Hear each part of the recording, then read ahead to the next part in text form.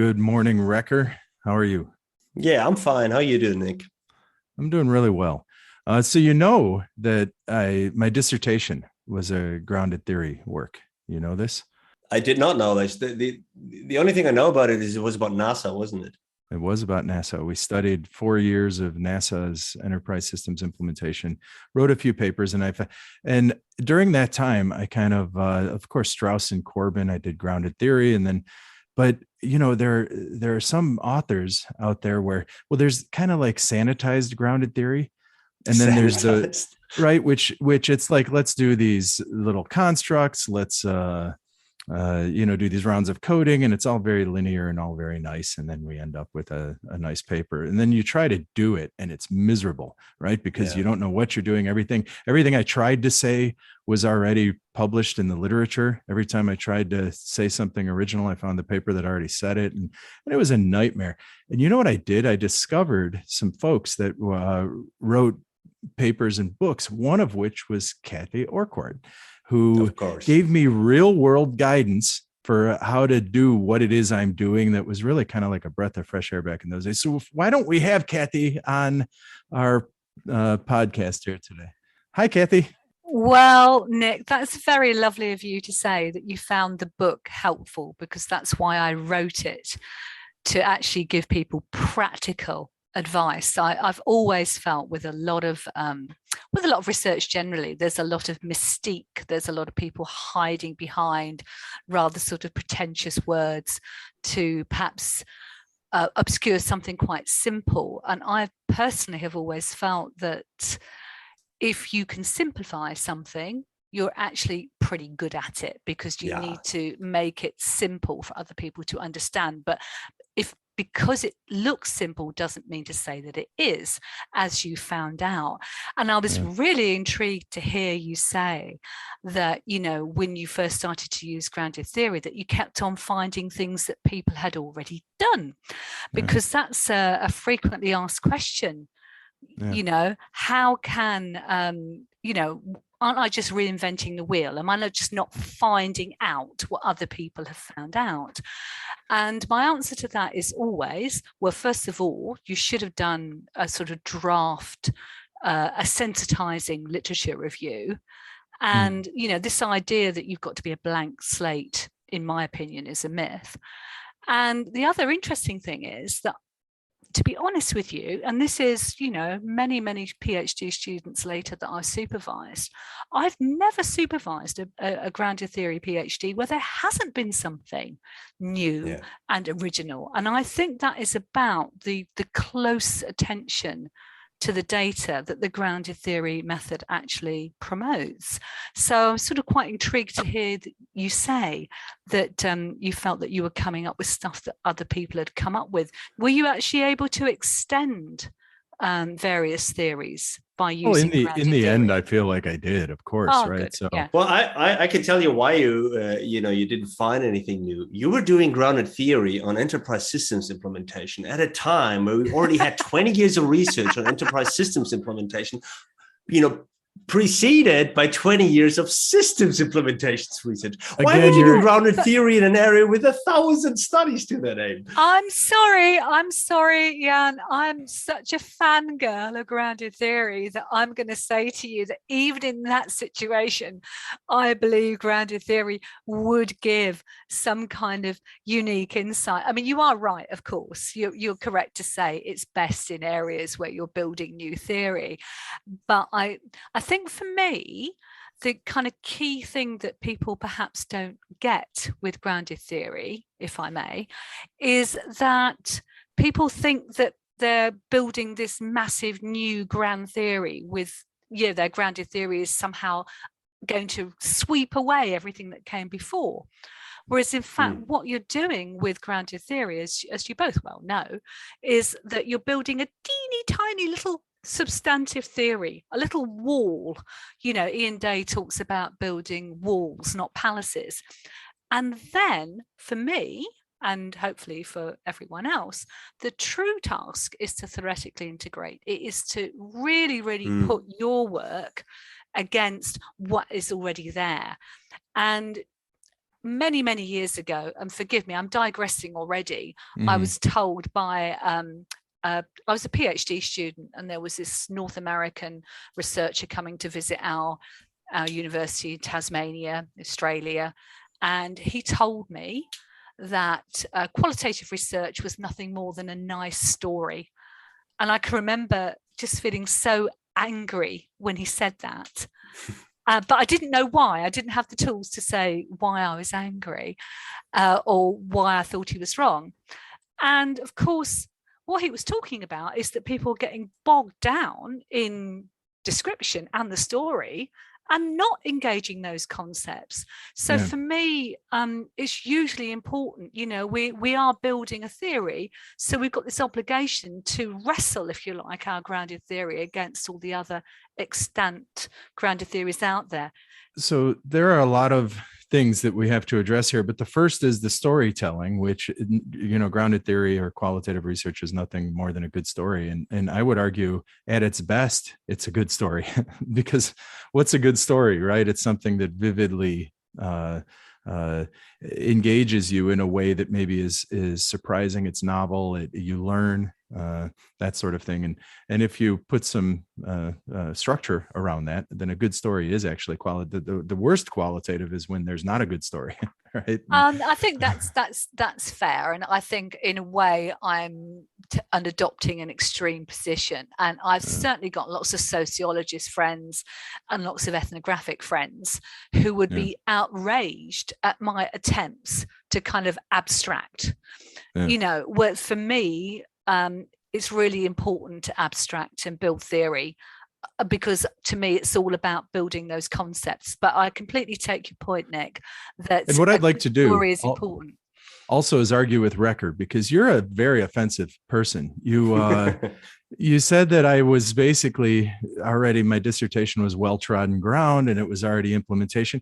You could actually argue that it was about change in an organization. And we've been studying change forever, technical change, right? There was the Tavistock folks and all. So, it's saying that I shouldn't do it because it's well-trodden ground, I think is ridiculous, because there's nothing we're doing that isn't well-trodden ground, right? It's all in the end involving humans doing stuff together. Yeah. And there's still psychology research happening every single day. And we've been studying, and if we were in your book, we'd be, we've been studying humans for decades. What more can we know? Right. Yep. Well, we're learning a lot so Recker, you're a horrible, and what you are is you're taken by the shiny object of technology that so many people are in our field, that, only if it's new technology could it possibly be interesting. Right. Fair enough. No.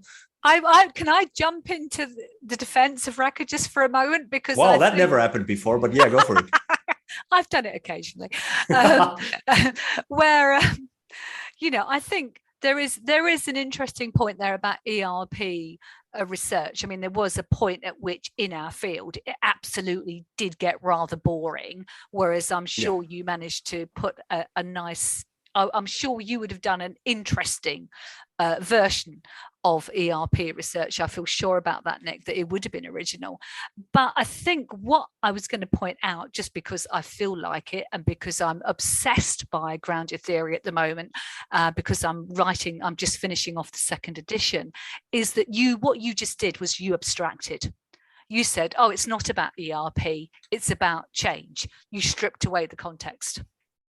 Can I go back to two points about that sort of timeline that you talk about? So Nick, sort of like 2005 to 2010, just very roughly speaking.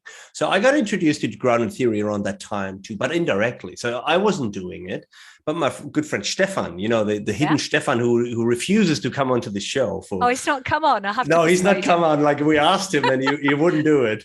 He's the vice. What's his title? A chancellor or something? He's a VIP of the university. Now. He's very busy. He's running universities. He's too good for us anymore. But so he's a good old friend of mine, and he was doing grounded theory in his PhD, and he got trained basically by Cathy, if that's fair to say. So that's how I got introduced to Cathy. Anyway, I don't want to talk about him. What I wanted to say at the time, this is my impression at the time. In the European, Australian tradition of PhD students coming through that are sort of like was my home ground. At that time, I felt like people were doing grounded theory because they wanted to do qualitative work and didn't bother reading.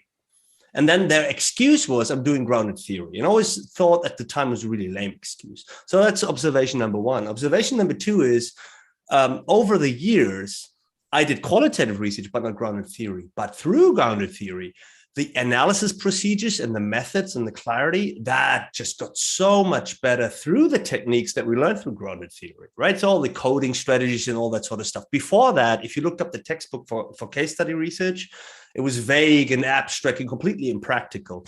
And I think through grounded theory, these techniques, whether you were truly doing grounded theory or were just using some of the techniques for other qualitative work, that really elevated the quality of all that work. So these are two things. And then about the abstraction point, I don't think it's only storytelling. I sort of sit with Cathy. I think really good qualitative research with really good new concepts, I think that's the most fertile thing that we do in research. Like a really nice new concept that is abstract and generalizable to other inquiries. I think I can generate so many follow-up studies from that, way more that I could do from a very precise econometric study where I get some clear result. But I always think that good qualitative work, that really gives me fodder and input to ideas for the next 10 years to come. And I think that's where the great value is. Discuss. All right. Well, all right. So you said a lot, but let's go back early because I want to hear Cathy's views on this. You said that in this tradition that you're part of or that you saw at that time, of course, not you, is that there are people who have access to something. So they go do it and they don't want to do the hard work of reading. They don't actually do the process and they call it grounded theory so that they can, it's kind of like action research. A lot of people do this action research like, hey, I have this thing. I have to get my dissertation. I don't want to read. I don't want to do the hard thing. So I'll just call it action research because I don't want to attend to the cumulative tradition. And then I can get my case study published or something instead of actually following the method of action research, or in this case, grounded theory, because if you do follow grounded theory, so one of the big parts of grounded theory that when I work with young people right now, I insist on is theoretical sampling. And that has to do with as I'm learning, I actually do the coding while I'm learning. And then I go interview people based on, it's like the hardest thing in the world, right? Is the theoretical sampling. And some people would argue that marks grounded theory as opposed to other. And it's hard. So my question to you, Cathy, is, all right, there's the fake grounded theory, which is I'm just running around. I want to publish it in a conference. So I call it grounded theory. I say I did some coding and I hand wave over it versus actually doing it. And let's assume you want to actually do it. I argue theoretical sampling is you learn the concept, figure it out, because that's the key. Am I right? Is there more to it? What is the thing that marks grounded theory, and what are your tips? How do we do this? You know, you're the worldwide expert on the topic. What can we take if we want to be the good guys and do it right? Really great questions. And to sort of deal with Jan's first comment and your first comment, I think there was a time in information systems where there was a lot of mislabeling of grounded theory. And you reminded me of a PhD student who came to my office one day and said, I want to do grounded theory because I've heard that means you don't need to do a literature review. Yeah, that's exactly what I mean. And that's a really kind of pervasive myth. And even now I feel like I'm dealing with it. But remember that Glaser 1978 talked about theoretical sensitivity, and to me this is so important, and this is about knowing what a theory looks like if you tripped over it in the dark. This idea that if you were going to build a theory, you have to know what they look like, which is why I love my sociologist friends, because they're steeped in theory and they kind of laugh at us information systems people because we're always way behind what they're doing. But this idea that, you have to know what a theory looks like. All right, we got to come back to that because we're not behind sociologists. Sociologists are stuck in 1950. I want to argue with that as well, but let's keep that. Great, but go on. Let's keep going. Let's keep going. But they do know theory better than we do, probably. They do. There's no question, because I think they're just exposed to it more. They talk about it more. And that is a big beef of mine. I think within our discipline, we still don't, I think, really properly engage with what theory is. And, maybe if we've got time, we might get a chance to talk about the editorial on the next generation theories, MI's quarterly. I don't know whether you're going to get a chance to do an episode on that, but that would be great. Anyway, moving on, Nick asked, a long time ago now, it seems, what was the sort of distinguishing characteristic of grounded theory? And I think he's absolutely got it right. It is the theoretical sampling, by which, and how we achieve that and why it's distinct from anything else is you have overlapping data collection and analysis. So that is the key distinguishing characteristic, is this overlap. Though having said that, and I say this in the book, sometimes you just got a one shot, right? And you might not be in a position to come back for a second phase. You might have just one shot on organization. Even then, and PhD students are always kind of surprised when I say this, I say, well, you can start analysing the responses you're getting from your interviews, and you can actually tweak the questions, and that's a limited form of theoretical sampling, if you like. So I think that's the major difference and major strength, is theoretical sampling. And oh my God, I mean, the problem is I could then fill up the whole of your podcast talking about Glaser and Strauss's recommendations for theoretical sampling, which I think is page 53 in the 1967 book. And there's a lovely little table there, but I'll try to restrain myself. And I just wanted to pick up as well on what Jan said about, now it seems a lot more systematic, and I think that's what's happened. I think I wanted to mention, though, a flip side to that, and which is what's wonderful in information systems. I think people now use grounded theory properly. However, we as a discipline in our use of grounded theory now reflect the kind of fractured community that is the international grounded theory community generally. So you've got your classical grounded theorists, you've got your constructivists, you've got, your Straussians, and it's really quite problematic, because what seems to be happening even now, which I think is terribly sad, is that you will get a reviewer who will say, oh, well, you're not doing it right, you've done this wrong. And in fact, sometimes that reviewer is saying, well, actually just not using the strand that I like. So two tips for your listeners. The first is to be incredibly clear about what strand you're using. And the second, which is a little bit naughty, but it works for me and it's worked for other people. If you really think you're going to have a difficulty getting grounded theory through a particular review process, call it adapted or modified grounded theory. Then don't say that to people. No, everyone will do this. I like that. An adapted form of grounded theory. I see this in every second paper, including my own. I write the same thing, and I'm like, what? And as I was writing, it's like, I don't even know what that's supposed to mean. What the hell? Well, is no, Jan, everything is an adapted form. Yes, but then you can say, then you can be very clear. So if I was a reviewer in that situation, what I want to know is, what are the points of departure? So if you're completely clear about what your points of departure were, you are actually untouchable. So wait, Cathy, which one am I? I don't even know which one I am, if I'm Straussian or constructivist. You're not Straussian. So help me figure out what I am. All right. So what I do, I've probably done the adaptive thing, but in my dissertation, I actually did Strauss and Corbin's 19. Yeah. So I have a question for you, Nick. Right. Did you apply Strauss's and Corbin's axial coding paradigm? Phenomenon, intervention strategies, causal condition, that one? Strategies. Yeah, I did not use theirs exactly, but I used the idea of axial, right? Well, that was probably quite clever of you, because you're aware, aren't you, that it was the axial coding that caused the split between Glaser and Strauss. And the problem with axial coding is that you are trying to figure out how the codes relate at the same time as you're sorting them out. Whereas if you were to do the Glaserian or the Sharmazian, it's so easy. You open code, or initial code, Sharmaz says, you do selective code, you're grouping, and then you do your theoretical coding, and then you figure out how things relate. So the I think what happened was Strauss in 1987 and in 1990 with Juliet Corbin tried to simplify things for their students, which is something I completely sympathize with. But in doing so, made it really restrictive. Yeah. And, you know, I was so attracted to that Strauss and Corbin book when I first read it. I thought if I turned the handle, a theory would pop out. Yeah. And then I realized it just didn't work for me. So I wrote a long article about why it didn't work for me. And then I remember one of my PhD students brandishing this book in my office saying, I found this is great. And I'm thinking, oh, I know what's going to happen here. There's a thing in the book that let me off the hook, and it's towards the end, and it said, listen, this is a method, but you don't actually have to apply this whole method. You could use the tools, and I actually put that in my dissertation, I think, following your paper.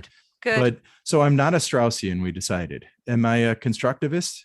The way I think of theory is this, that if you're making a theoretical contribution, by saying the word contribution, you're implying that it's a contribution to something. So I'm making a contribution to something. Well, what am I making a contribution to? Well, what other people are saying. So if I make a contribution to what other people are saying, that's my theoretical contribution, right? I find what their arguments are, and I point out that my argument hopefully extends it in some small way, right? As Amrit put in his ISR paper, a brick in the wall. Like you said, a wall, not a building. I'm with you. So am I a constructivist or what am I? Well, constructivist is to do with your philosophical position, but you also seem to be sort of positioning yourself in terms of the type of theory that you want to build. So if I sort of take it separately, I think from your work, I would say you probably are philosophically constructivist. Well, I'm an American pragmatist is what I am. Okay, and I think fair there's enough. A Jorgensen guy who wrote that grounded theory is actually American pragmatism, right? Well, the two are consistent. You probably don't want to spend the next half hour discussing the philosophical positions of grounded theory because it'll get us nowhere. That's what it does. It'll get us nowhere. Well, you can have a lot of fun debating it, and people have said that Straussian is interpretive and that Glaser is positivist, and Sharmaz talks about it being a neutral container to which you can pour anything into, and I prefer that way of thinking about it, though she says she's constructivist. So we step away from the philosophy for a moment and we talk about contribution to theory. And I think you've got it exactly right. And I mean, I'm sort of intrigued. I mean, I suppose we do follow the kind of Academy of Management idea as well. But I always think, am I extending theory? Am I contradicting it? And I try and point out to my students that confirming theory is going to be incredibly boring. Now, that to me implies, and again, this is excitingly in chapter 3 of the new book, I do a whole chapter on what is theory. And I talk about this idea of, a grounded theory and other theories shading into, so you've got seed concepts shading into substantive theory, shading into formal theory. And I'm very interested, as the founders were, in how you might move from, say, substantive to formal theory. But I think it's also sufficient to say you're doing a grounded theory dissertation, or you're just doing a nice piece of work, to build your substantive theory and then really think about what theoretical frames might you kind of overlay over that, in terms of a big formal reference theory, if that makes sense. And I think that's entirely legitimate. Does that make sense, Nick, what I'm saying there?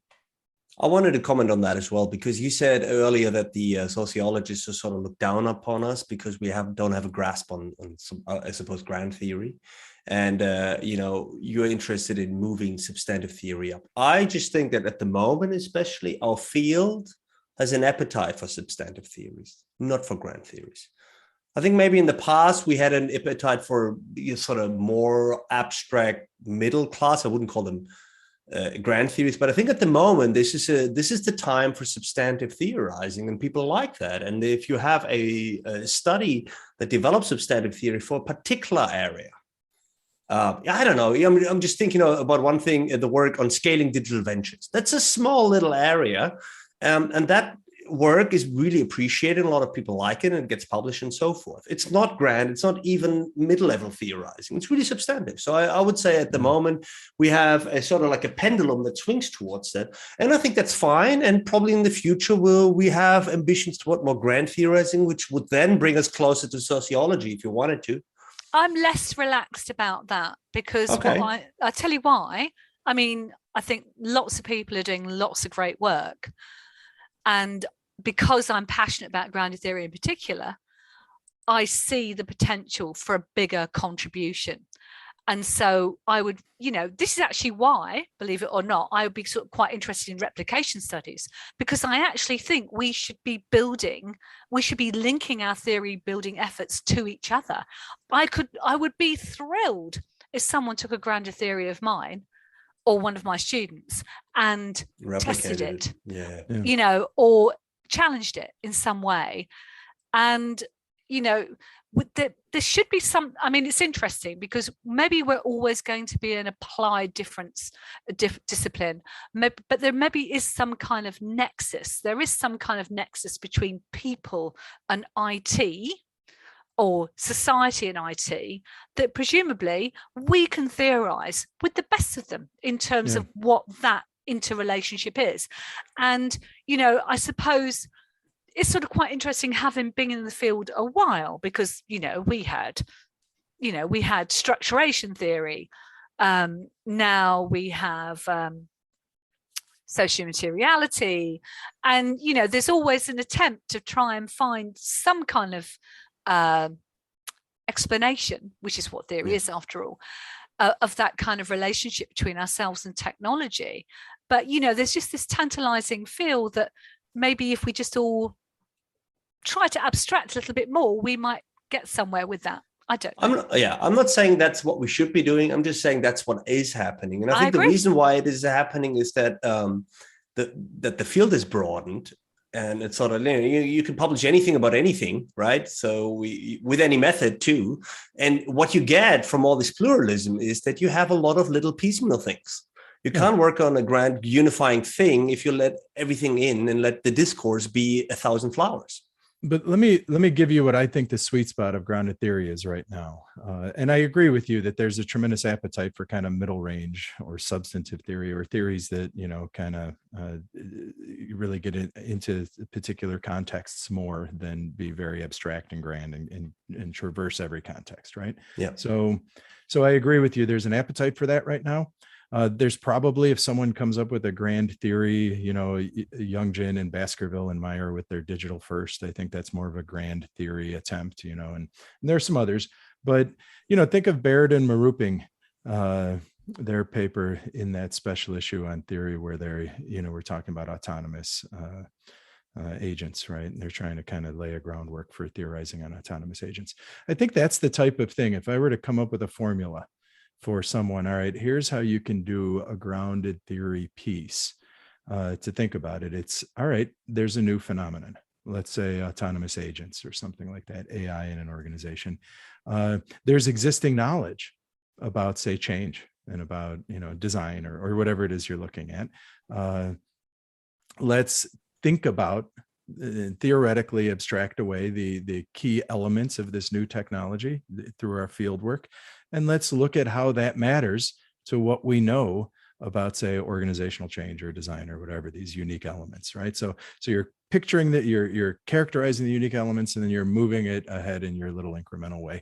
I think that's a good, humble, incremental way of going about grounded theory, right? Would you guys buy that? I think I would. And I think, we could, if we wanted to, we could devote the whole of this podcast to, the issue of theory, because I think it's just so interesting where we are now. For instance, you may know that I'm also very interested in mechanisms and have worked on that with Olga Volkov. And so to me, I was very interested in the editorial, the MIS Quarterly editorial on Next Generation Theories. I'm thinking, well, where does that leave mechanisms? And also looking at Lucas Introna's paper, this idea of flux. And I'm thinking, well, wow, that's really original. That's really something. And so I think, we need to be able to encourage that kind of theorizing. So maybe, maybe as a field, we are actually in a very healthy state because we do have this special issue and we do have this interest in theorizing, and people are putting forward novel theories. I agree, right? So even if you abstract away from that special issue, which was only about novel theorizing and novel theories and so forth, I think at the moment, you can write theoretical papers. 20 years ago, one of the sort of death sentences was to write a theory only, no data piece of work. That was really, really tough. I would say it's a lot easier now. At the same time, a lot of the empirical stuff, especially grounded theory qualitative, has also become easier. In a way, I would say it's because it's become scripted. And I don't mean to say this is a good or bad thing, because it has good things and bad things to it, but it has certainly become scripted. If you take grounded theory work, I've done a few over recent years, and they've always, through the review process, ended up in exactly the same script. And I mean with this, for example, that every single reviewer always asked me, oh, you need a Gioia data structure. You need to have that, and as soon as you put that in there, that was fine. And they always looked for the same thing. So there's a way that now qualitative papers are being scripted that, make it, I guess, accessible and acceptable to reviewers, which is good. And of course, it's bad because it's limiting and it's restrictive and so forth, because not every study fits a Gioia data structure. I wanted to ask you about that. So, Nick, first of all, I guess you would agree with me that this Gioia data structure is now part of a common script, A, and B, Cathy, I wanted to ask you what you think about this Gioia methodology. Do you mean the first order and second order? Yeah, the first concept? order, category is the third order concept. Yeah, I find that personally, I find it really tedious, and I'm sorry to hear that you're finding that as a template. I think it's quite dangerous. I want people to feel that they can be original, but I suppose it's also just a consequence of norms evolving and people finding what's safe. And maybe, even now as a field, we prefer to, reference something that was done a while ago in the Academy of Management rather than our own stuff, Yeah, we do have that. Which kind of annoys me. So, yeah, but I mean, I think overall it's a positive picture. What do you think, Nick?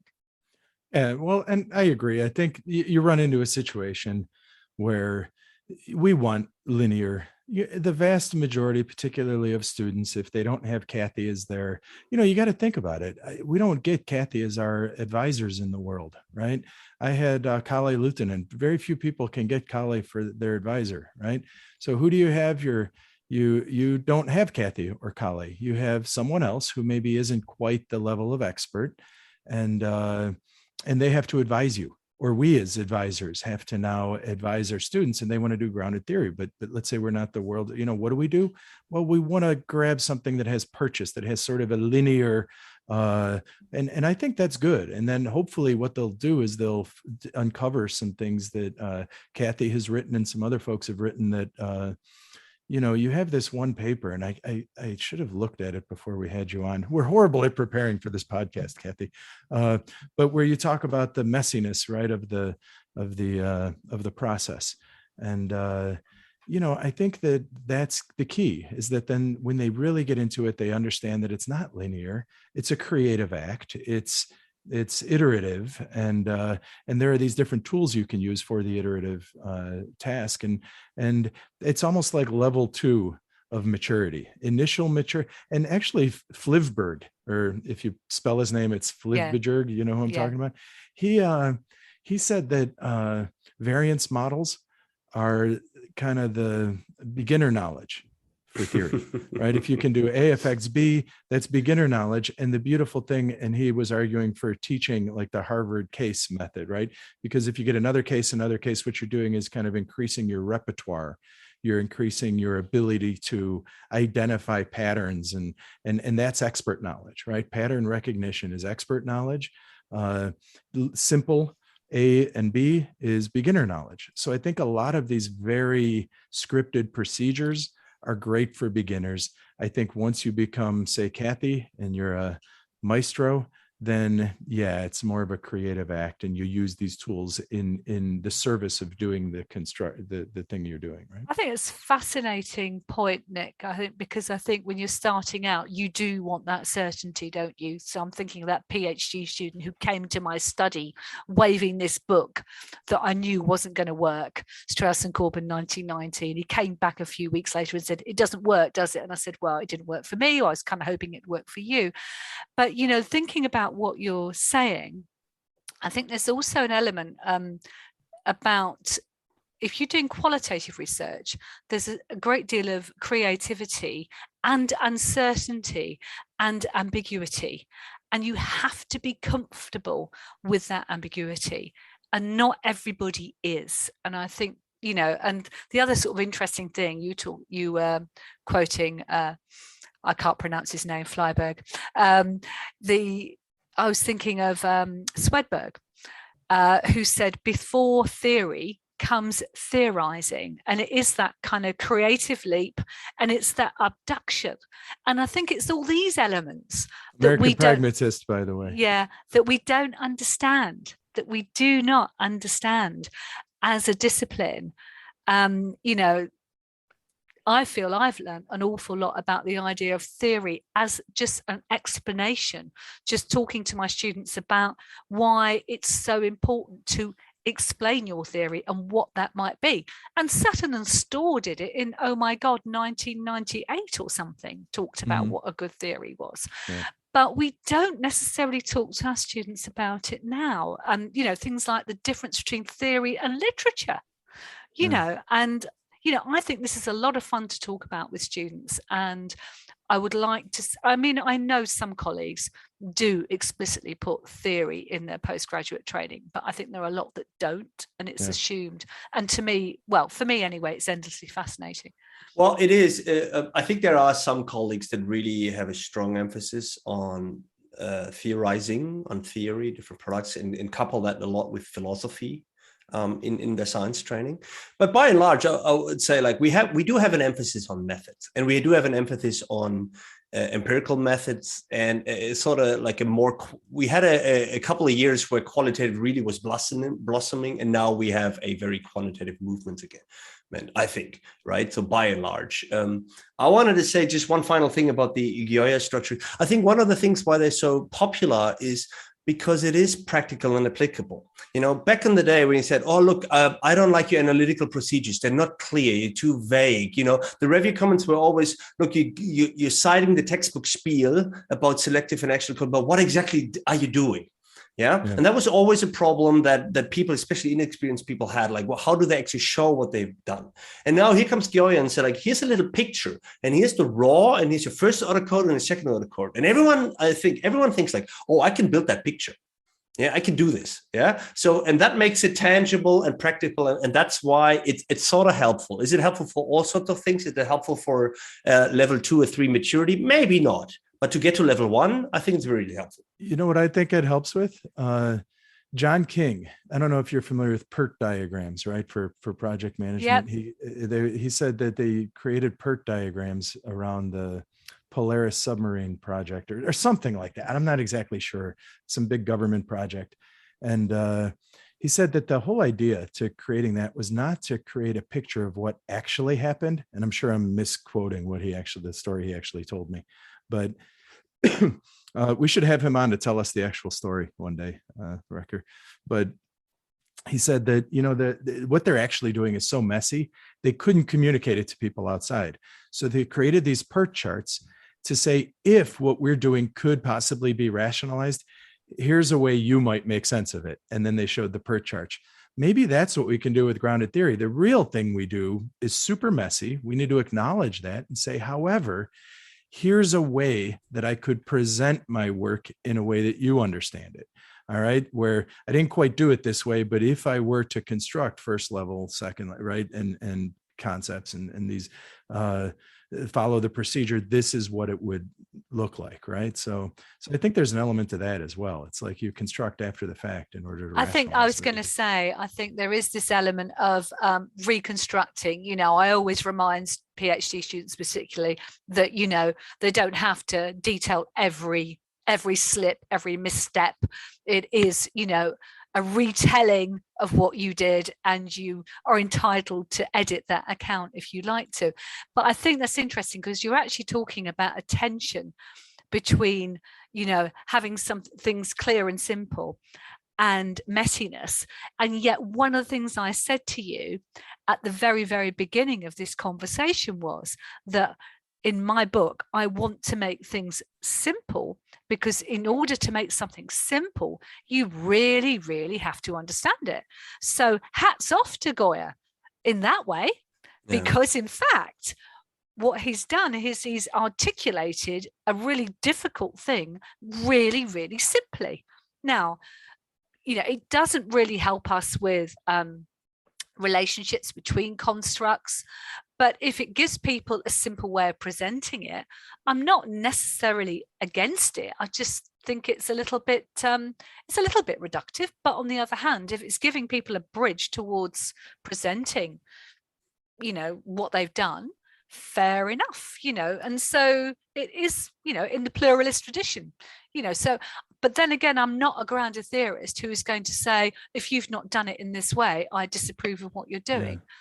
Yeah. Though I have met many grounded theorists like that. I think we could spend the next 2 hours talking about grounded theory, and maybe we'll get you back on for that. But there's another topic I wanted to bring up with you, Cathy, because I know that you have a lot of experience with AIS, and I'm curious to get your take.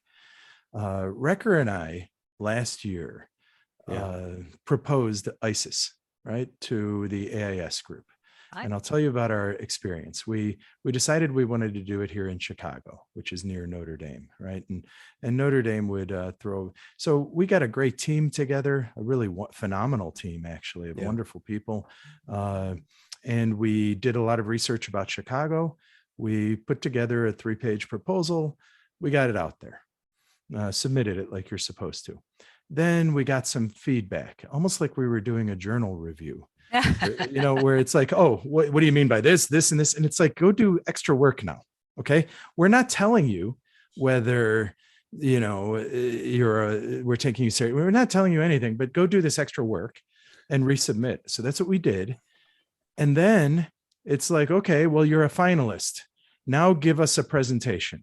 Right. And then we had a couple months after being told, we did the revision. Then we were told we were a finalist. And then we were given a month or so before ISIS of that year to go and do a presentation for AIS so we can sell them on Chicago. And Recker and I actually withdrew the presentation for a number of reasons. We're just forget it, because we're spending a lot of time with this. We know we had a great team. We have a great location. I guarantee we can do a wonderful ISIS in Chicago, but we heard that they did like a vote. People like the other location, Nashville, better for some reasons, not for other reasons. There was some contention, and we're just like, you know what, forget it. We're going to put together a 1-month show. Then we're going to go out there. Notre Dame was going to spend money on like fancy brochures and everything, get it nicely designed. And it's like, why are we doing this? We're basically selling for 6 months, doing a bunch of work selling with 2 possible outcomes. One outcome is we just wasted all of that and the other city got it. The other outcome is now we win, which means we can spend the next couple of years working for free to make sure we delivered a great conference.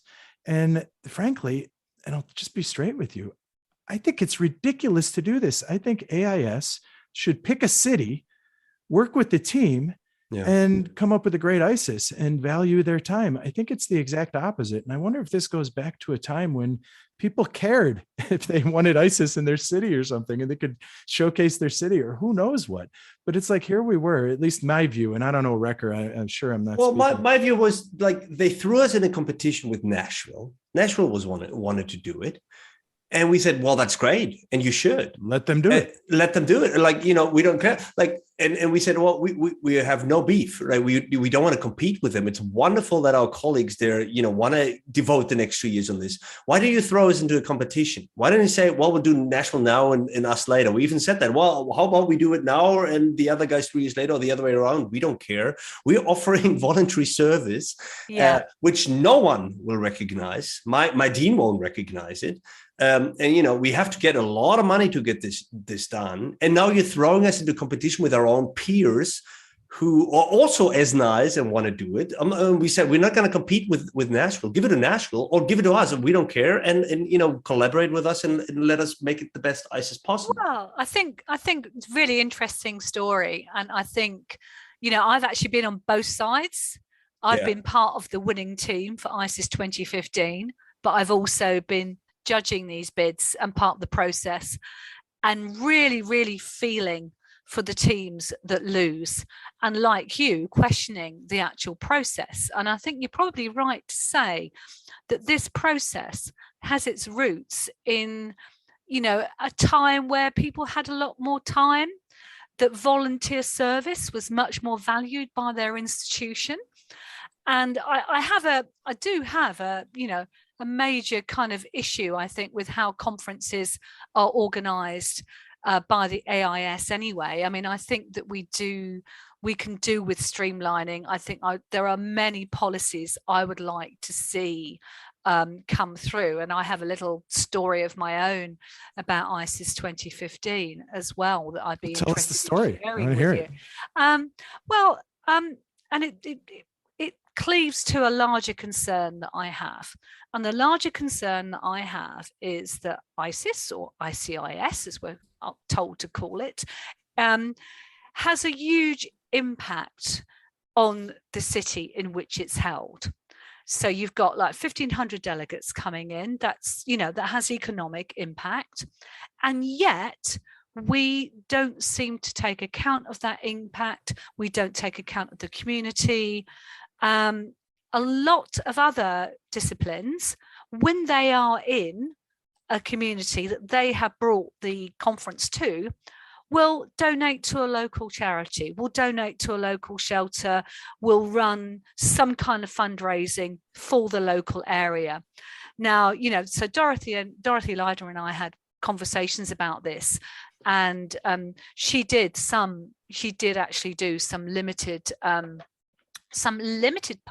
publicity for local charities, and she did what she could. However, what I found when I was raising this with various AIS leaders, who shall remain nameless for the moment, was that somehow charity and picking a charity was somehow seen as a political action, and that AIS was to be non-political.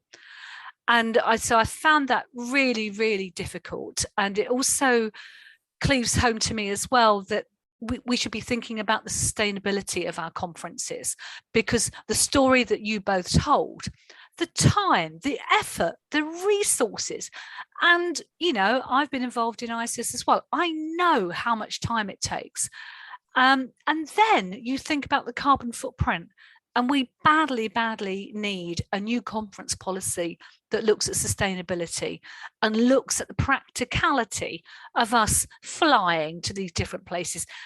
And there are lots of things that you need to balance there, because it's really important to involve all our colleagues around the world. We are a global organisation after all. And face-to-face is incredibly important. But we know, on the other hand, that virtual conferences increase participation. Yeah, but bad participation. Well, I disagree.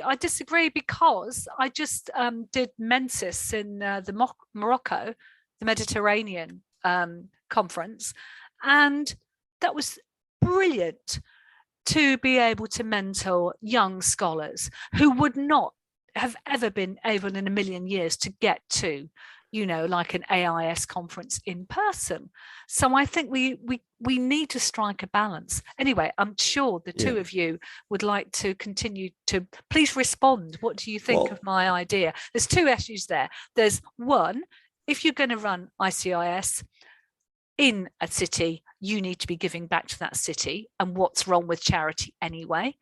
And secondly, what about the sustainable impact? What about the carbon footprint of our conferences?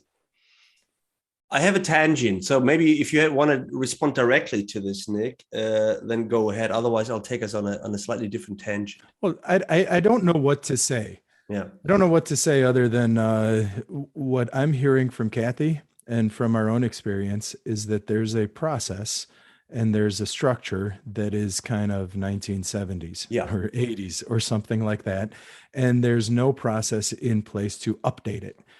We realize that, we can do things virtually now that we never could have then, and maybe some complement, we agree there's in person. We agree there is value to be found in virtual, whether they're as good in some ways and not as good in others, better in some and not as good in others, that's up for discussion. But there are things we can do that we could never do before. Sustainability, right, is there's a pandemic. There are all kinds of things that, you could update how we think about conferences. And I think our own experience, Wrecker, is one that, there was this dog and pony show, this history, there's this hierarchy, and it's just badly done, right? So plain and simple, it's badly done. It's not, we're not giving back to communities. We're not dealing with sustainability. It's not updated. It's not a mess. And there's no real mechanism to make it visionary. As a matter of fact, when we talked. Can I just come back to you, Nick, because I do have a proposal for you there. I think you've really hit the nail on the head that the organization is not updating itself appropriately. Yeah. I think when I first came into the community, it was full of white, pale, male and stale. And to some extent, like Wrecker. Yeah. White, pale, male and stale. Although on these videos, I'm way more pale than you. You're actually swarthy and dark. Yeah, he looks healthy. I have very nice dyeing stuff for coloring my beard. Yeah. But you know what I mean. That it has been historically quite male dominated and not very diverse. Now that is changing. And white, pale, male and stale. I love that one. Yeah. It is changing. It's changing. However, the thing that would change it, I have got a suggestion, and let me tell you what it is, and you can tell me whether you think it's worthwhile. We, as an association, should have an annual general meeting. That annual general meeting should be able for all the members, all 4,000 members, to attend, and we should be able to vote.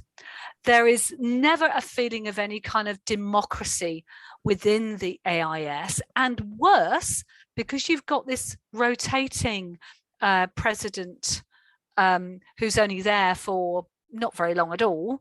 They never really come to grips with the AIS administration, which then trundles on anyway. So there needs to be kind of root and branch reform, both of the kind of presidential structure, but also we need meetings where members are actually represented, where they can actually say, well, show us your accounts for this year. Show us how much you spent on that site visit when you were investigating those two sites. That is radical. Yeah, no, I like it very much. I like it very much because that's the tangent that I want to take it on. Because I agree. So I haven't been involved too much with the conference level, but as you know, like I ran an AIS journal. You do, yeah. Which I had to run around, get my workload time, and get a lot of money from my own university or from my own sources to be able to do that. Which is, I find is completely ridiculous for a professional society. If I run the society's journal and I fund everything by myself, like down to the frame for a little plaque that I want to give to the best reviewer, right? I thought that was ridiculous. So the one thing that I've always asked is sort of, we need to step up and become professional in everything that we do. Our websites are horrible. The processes, as Nick said, are 1980s. We have a hierarchy with a presidential leadership sort of thing, which is not only what you just said, Cathy, but it's also clouded in secrecy. And I was inside of that a little bit, and I had no idea what was being discussed, debated, let alone decided. Like, there's no way for 4,000 members to know what's going on behind closed doors. How can that possibly be, right? And then coming out, our journals, etc., we all want to make them legitimate. We want to bring them to the best journals. But I have to update HTML code myself to get a PDF file out there. I mean, it's ridiculous. That's extraordinary. Yeah. And there should be some resources for our journals. Yeah, exactly. And JIS gets a little bit, but it's ridiculous. It's ridiculous for what it wants to be and what it is. So this is what I'm hearing. I think Cathy's is a very radical proposal, the intense democratization of the professional society. And I think that we need more of that, certainly.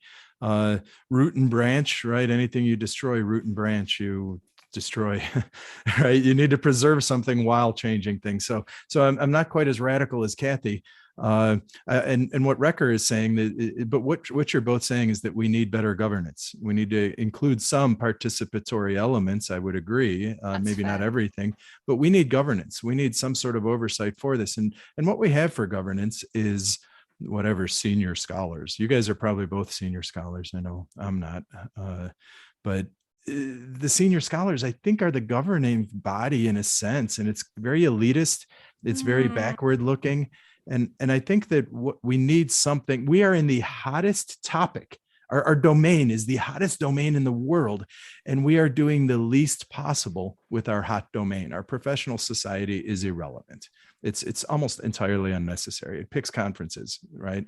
The journals run themselves. Everything runs itself, right? So do we want a strong professional society? Are we good with a weak one? If we want a strong one, we need stewards, as we talked about in our last podcast record. We need, and the problem is the stewards are all retiring, right? The people who care about this field, as in, I care about IS and I want it to succeed. They're all retiring. Our generation and beyond is all, let's publish. I'll publish in operations, I'll publish in IS. I'm going to cut that one out. Thank you. Well, that's not only this. There's certainly stewards that are disappearing. The other reason is also that if by the way, want to engage for listeners, Cathy wasn't saying quiet guys to us. She was saying quiet guys to the people behind her who were making. I was yelling to my husband and my daughter, who should know better. You should know better than to disturb Cathy. That's right. At this point in time, they know. So, Recker, what were you saying? Sorry. I wanted to say, there's certainly stewards that are sort of retiring out, so they're dying out, if you want to put it this way. The other, nice. That's brutal. It's true. The other thing is, of course, that now the generation is busy publishing and stuff. That's also true, but I find, as someone that every now and then tries to do a little bit of stewardship role, it's incredibly difficult. Because you get a lot of fire thrown at you, put it this way. So why would you do this? Yeah. So it's dangerous, it's difficult, it's political, it's a lot of things that a lot of us are not very comfortable with, and it's also not very inclusive. I'll give you one example. Just a couple of days ago, the AIS wrote an email saying, "Hi, we need nominations for your regional president candidacies." You may have seen that. And it says, well, if you want to be one of them, you have to travel to at least 4 council meetings every year. You have to self-fund all of that. And I'm thinking well, my university is not going to pay for that. Also, my wife is, I'm not going to travel around the world for council meetings and leave 3 kids at home. What the hell? You can't make people do this. If you're traveling, you're coming to Notre Dame and you're drinking with me. You're not going to go to some silly meeting. Right? Exactly. I'd rather do that. I think that's really interesting what you're saying. There's a couple of things that occur to me as you're talking, Jan. One is, yes, we've got the senior scholars. And to be fair to them, they do a reasonable job in, for instance, I'll be attending the College of Senior Scholars and we'll be discussing, for instance, the possibility of a sustainability policy for for conferences. We'll be talking about a review of the senior scholars basket. So we do get together and we do discuss. Now, how much influence we then have on the AIS Council, I think, is a moot point. I did want to say that where there's cause for huge hope is the special interest groups. In part, I've been involved with the Women's Network from the beginning. We now have the AISWN, we have SIG-SI, SIG Social Inclusion. There are really, really interesting kind of things going on there. It's interesting that we don't have in this organization any discussion of LGBTQI issues. No. Whereas the Academy of Management, it'll have a rainbow reception. It's very, very different way of looking at the world, though we're smaller, and that might be part of it. So I think there is cause for hope. But, getting back to the democratization, I have been on Zoom meetings of 4,000 people. We actually have the technology to do it. We could do it. And I think what we're all struggling with is, and we know this from our own universities, it's about the structure and the process, isn't it? You can't you can't influence a decision if you can't get in the room, if you're not invited. So it's actually, those kind of barriers to entry that Jan's talking about. Why in this day and age would you have to go to 4 council meetings in person? So it's almost as if, and maybe this is a really good point to end on, that there should be some kind of informal grouping of people who want to talk about how to reform the AIS. This podcast. Yeah. Well, and I think Cathy just ended our podcast for us. Yeah, She's I know. Like, it's the first guest that told us to shut up. Yeah. It's like, I'm done with you now. You've used your time for today. Well, no, we can carry on talking about it, but it seems, I'm wondering about this, and I think it's an interesting thing to talk about. The senior scholars conceivably would have, but I think that's probably, and forgive me, I'll probably never be one, so I can say this, but I suspect as an outsider of the body that it's kind of a lame body. They all sit around and congratulate each other, but it doesn't. They do not. I think that body could bring that change, right? It's not really fair, but you also got to see the realistic in, it's a bunch of guys that, some of which have good intentions. And so sustainability, that's Rick Watson comes in and he brings this up to the topic and he discusses, etc. Same as Jane Fedorovitz, she brings up diversity and inclusion. So if you take these 2 people out of the equation, then nothing would happen. So that's number one. It always comes down to individuals taking a stake and taking a stance and volunteering to do stuff. That's number one. It's really hard to build a task force. Believe me, I've been on some of them. It's really hard to get 4 people together to do anything. So that's one thing. The other one is that you're overestimating the influence. It has no formal authority structure over anything. It's a college and it has, I don't even know, certain self-constitutional rights, but it's not changing the course. It's sort of, it has a look and it can make some recommendations. Whether or not they get accepted by council is up to council, and whatever happens at council stays at council. So this is what we decided. You tell me if this is correct. So okay, we're all going to buy Cathy's book when it comes out on grounded theory, and we should do a future podcast on publishing qualitative papers as well. Yeah, that'd be a lot of fun. I'd like that. Yeah. I think we need a future podcast on American pragmatism. No, because this is the view that makes us so we can eliminate the need to discuss our philosophical foundations, right? If we just all become American pragmatists, well, so I need Nick, to make that you'll be very happy to know that in the new book, I do discuss pragmatism. Oh, that's right. Folks, what you don't see is his face just lit up like a candle at a Christmas tree. I'm going to pre-order the book. Just a little bit, but then we can I think it should skirt be all available these. To people. We don't need another interpretivist, positivist discussion for our helps. lives, right? Yeah. And then we decided that we're going to transform AIS in some way. So Wrecker, I don't know, and we're going to do it informally. So we'll start doing. So we'll figure out which guests we're going to get on, and maybe we can get someone from AIS to let us know if we're off base. Because I think you should absolutely. Have you interviewed Melissa Heek? Yeah. No, we have not. Oh, she's the director of membership, isn't she? Maybe we can do something like that. She's a very nice person. And it would be great to talk to her, have her on, ask some questions. We'll do that in the new year because, it's December and we're getting close to wrapping up this season, I suppose. But, we do need topics for next year. So that seems like something we should continue to discuss. And of course, anybody who's listening should give us ideas for topics or people they'd like us to talk to. Going forward. But Cathy, you're wonderful. I feel like we could talk. So this is a longer podcast than usual. We went over our time, and I feel like we hit about a very beginning of a discussion with you. So maybe in the future, even have you back on once your book is actually out and published. Oh, I'd be delighted to come back. I've really enjoyed talking to both of you, and I think both topics are very interesting. I think the topic of theory and grounded theory, we could still talk some more about that. But I think also talking about, how the AIS can better reflect its membership is really important as well, because we are part of the organization, and there is this saying, isn't it, that we get the politicians we deserve. Maybe we're getting the AIS we deserve, and if we think that we deserve a better AIS, maybe we have to do something about it. That's just the perfect title for this episode. we get the AIs we deserve. Oh, geez. All right, guys. Cathy, it was wonderful to see you. I haven't seen you for a long time. So nice to see you. Yeah, really nice to see you. Nice to see you. Thanks for coming on the show. It's really good. Oh, I've had a lot of fun.